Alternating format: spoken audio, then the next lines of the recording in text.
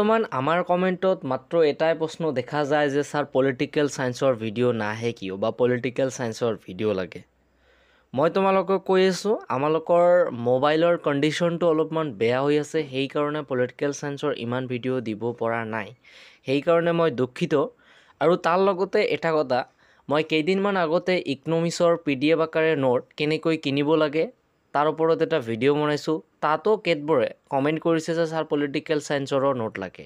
গতিকে মই তোমালোকক কৈ আছোঁ পলিটিকেল ছায়েন্সৰ নোট যদি ল'ব বিচাৰা তেন্তে স্ক্ৰীনত দিয়া হোৱা এটা নম্বৰ, সেই নম্বৰত কল কৰিবা আৰু কল কৰি অধিক জানিবলৈ সেইটো নম্বৰত কল কৰা। কল কৰি সকলোবোৰ তথ্য সংগ্ৰহ কৰি ল'বা।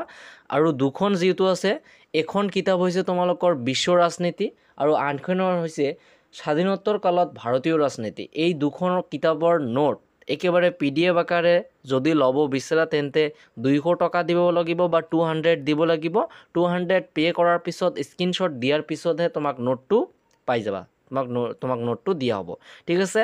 আৰু এটা কথা, কোনোবাই যদি কয় যে ছাৰ ইউটিউবত ভিডিঅ' আহিবনে নাই, ইউটিউবত ভিডিঅ' আহে নে নাই সেইটো মই একেবাৰে সঠিককৈ ক'ব নোৱাৰোঁ।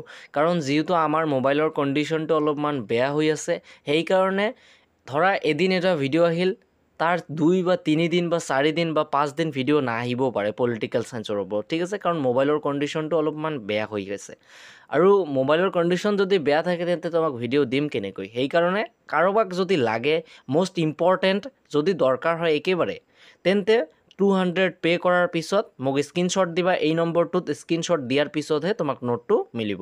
আৰু এটা কথা কি, নোটটো কাৰোবাৰ লগত শ্বেয়াৰ কৰিব নোৱাৰিবা। ঠিক আছে।